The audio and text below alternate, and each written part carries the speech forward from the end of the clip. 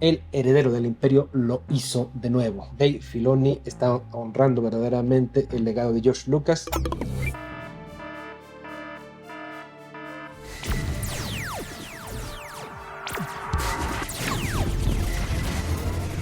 Amigazos, bienvenidos a mi análisis y opinión del capítulo número 5 de la serie de Ahsoka. Sin duda, uno de los mejores momentos en toda la historia de la televisión y, por supuesto, todo lo que tiene que ver con Star Wars. Tomasa y Ahsoka están dormidas y estoy tratando de sacar este video antes de que sea la hora de salirme, así que vámonos recio. Una de las cosas que me llamaron la atención justo al principio de este capítulo tan poderoso fue cómo Huyan se notaba triste porque tanto Ahsoka como Sabine ignoraron su consejo de que permanecieran juntas, puesto que así son más fuertes. Fue shakespeariano, por decir lo menos. Y para todos los detractores de Hera y su maternidad, aquí queda demostrado que sí, por supuesto, está preocupada por la seguridad de Jacen, hasta que se lo llevó porque creyó que iba a correr más riesgo con la Nueva República siendo como es. Y bueno, hay una broma, una autoconciencia respecto al CGI, cuando Ahsoka le dice a Anakin que se ve igualito. Aunque hay que mencionarlo, el CGI se ve mucho mejor en este capítulo que en el plano del capítulo anterior, donde vemos a Hayden Christensen como un Anakin joven. Empezamos duro con las referencias, Anakin diciendo que ya había escuchado antes que no querían pelear con él, haciendo alusión por supuesto tanto a Ezra Bridger en Rebels como a por supuesto su hijo Luke, hijo de Anakin, en el episodio 6, El Retorno del Jedi. O El Regreso del Jedi, siempre me confundo por culpa de Jafar. El Regreso del Jedi. Por supuesto, Anakin es el guerrero de las sombras y vemos aquí al personaje con toda su potencia, no solo a su lado luminoso, sino también a su lado oscuro. Una cosa impresionante que yo no sabía que quería ver a un Darth Vader sin mutilaciones peleando con todo su poder. Ahora, algo que sin duda me hizo reflexionar todo este conflicto entre Ahsoka y este Anakin en el mundo entre mundos es lo que ya veníamos platicando de cómo Ahsoka se sentía un personaje emocionalmente constipado que no llegaba hasta las últimas consecuencias y que de alguna forma, aunque tenía conflictos y emociones, no se dejaba dominar por ellos, pero tampoco los tomaba en cuenta. Una frase muy bonita que me dijeron y que pienso robarme para este análisis es el que definitivamente Baylan derrotó a Ahsoka con sus palabras, diciéndole sobre todo esto de que el legado de ella y de Anakin no era otro que la muerte. Y ya desde ahí Ahsoka había perdido, desde aceptar que eso era cierto, la culpa por todas las vidas que han costado sus decisiones. Y las de su maestro Anakin, por supuesto. Hay algo muy similar en esta confrontación entre Anakin y Ahsoka, cuando Kanan Jarrus enfrenta a esta manifestación luminosa del Gran Inquisidor. Además, este conflicto de Ahsoka respecto a Sabine, por supuesto, también nos recuerda al de Kanan. Esto de no sentirse suficiente, de no sentir que merecen enseñar o transmitir, porque no están seguros de sí mismos. Con todo esto se confirma lo que Filoni ya nos había dicho de lo que en realidad es el mundo entre mundos. No es como tal una colección de portales para viajar al pasado o al futuro, sino más bien una suerte de conocimiento sin límites de todo lo que ya ha sucedido y de todo lo que se sabe que va a suceder gracias a las conexiones de la fuerza.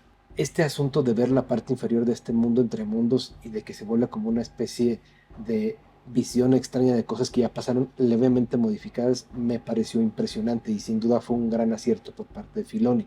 Por cierto, no se ve ningún portal acá. Llama mucho la atención la inmensa conexión en la fuerza de Jacen, que por supuesto es capaz de percibir el enfrentamiento que está teniendo Ahsoka contra Anakin, pero algo muy interesante es que Hera también es capaz de escuchar los sables de luz chocando, lo cual hace que me pregunte si acaso Jacen es una especie de conducto a través del cual puede fluir la fuerza y alguien como Hera puede incluso ser aún más sensible a esta. Sin duda hay un paralelismo muy interesante, como ya lo hablamos en el capítulo pasado, entre El Señor de los Anillos y esta serie de Ahsoka. Ahora la tenemos como tal, con esta historia de Ahsoka cayendo en el mundo entre mundos y encontrando la luz en su interior. Algo muy similar a lo que vimos cuando Gandalf cayó contra el Balrog, que sobre todo se explora en la película de las dos torres, pero pues que vimos desde la comunidad del anillo. En esta suerte como de flashbacks que tenemos hacia la guerra de los clones y el sitio de Mandalore respectivamente, hay muchas consideraciones particulares. No es como que sean recuerdos uno a uno, sino que son representaciones, entiendo, en la psique de Ahsoka, de cosas que ella siente, no una reconstrucción como tal, por varias razones. Primero que nada, y vale mencionarlo, tenemos a Ariana Greenblatt interpretando ahora a una joven Ahsoka. A esta actriz la vimos recientemente en la película de Barbie interpretando a Sasha, la hija del personaje de América Ferrara. Y curiosamente también la vimos interpretar a una joven Gamora en Avengers Infinity War. Ahora, hablando específicamente de las referencias a Clone Wars, en esta suerte como de recuerdos o de manifestaciones de la fuerza que tiene Ahsoka ahí en el mundo entre mundos, tenemos la referencia a Tormenta sobre Rylot. Ahsoka pierde a un gran número de pilotos clones. No fue una batalla como tal a nivel de tierra, sino que fue en el espacio, y por la obstinación de Ahsoka varios pilotos clones mueren. Pero sin duda es en la misma emoción la que ella está recordando, aunque no sea uno a uno el recuerdo. Por supuesto, no podemos dejar de mencionar la referencia a Harry Potter and the Deathly Hallows Part 2. Toda esa secuencia en la estación de King's Cross también es muy similar, incluso a nivel de diálogos. Yeah, no kidding.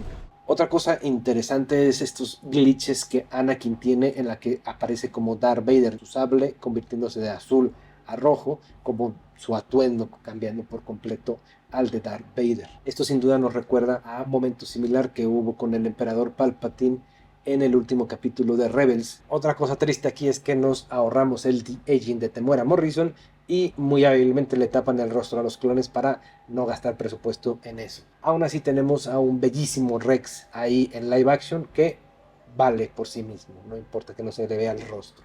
Si tiene su voz y si está acreditado Temuera en los créditos. Casi todo el presupuesto se nos fue en Anakin, ¿qué quieren que hagamos? Ahora, esta última lección que Anakin le da a Ahsoka sobre confrontar, sobre cómo llega el momento en el que es imprescindible luchar, me recordó mucho a este Luke de episodio 8, por todo lo opuesto. Definitivamente Anakin debió habérsele aparecido a Luke por allá en Acto y haberle puesto este regaño similar. Quieres sobrevivir, quieres salir adelante, quieres seguir, tienes que pelear. A veces no hay escapatoria. Y por supuesto es algo que el propio Luke aprende en episodio 6 cuando se ve obligado a enfrentar una segunda vez a Darth Vader, pese que ya sabe que es su padre. Y pues sí, el Luke de episodio 8 está turbo equivocado.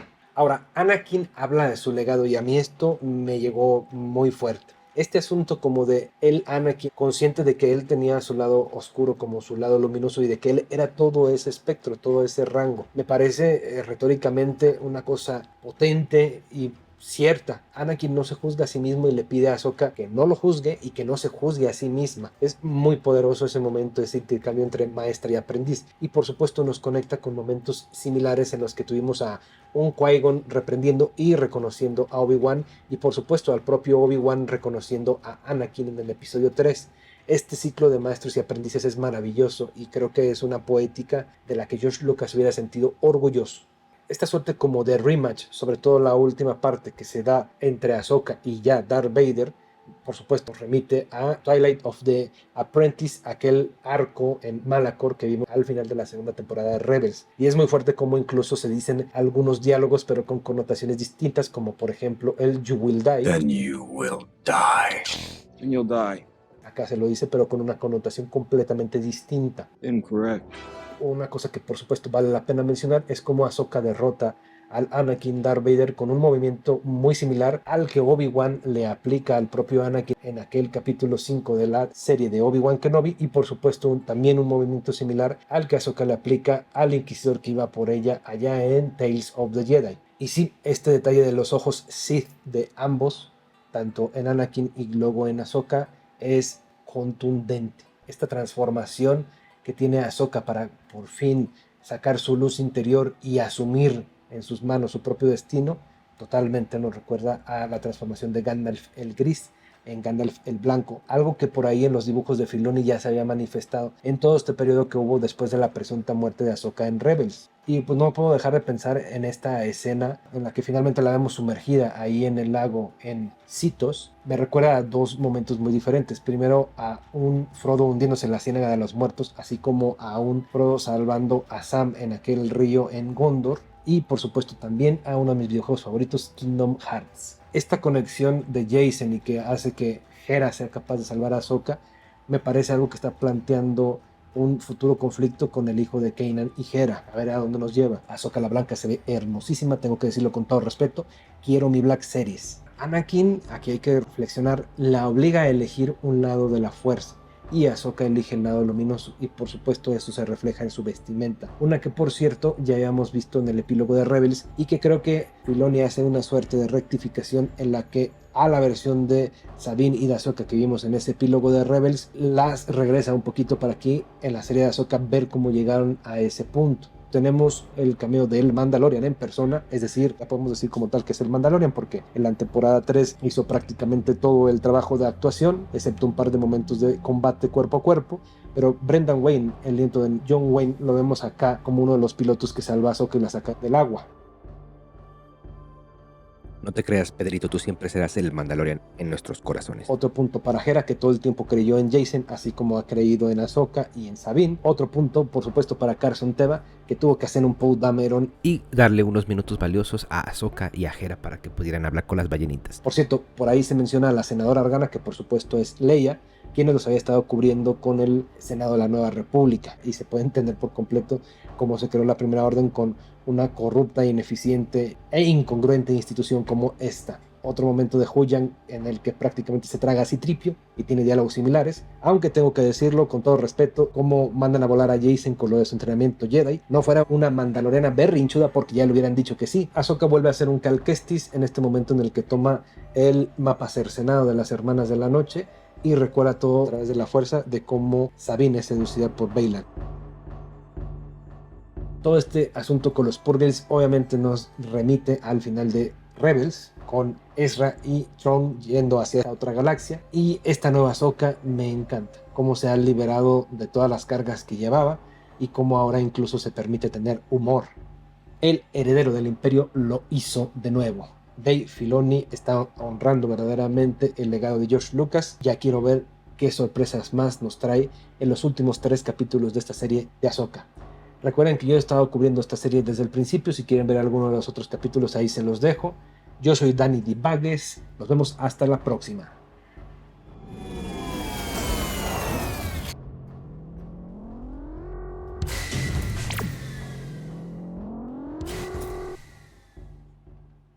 Acá están las bebés. Y acá está Tomasa. ¿Quieren comer? ¿Comida? ¿Comida? ¿Sí?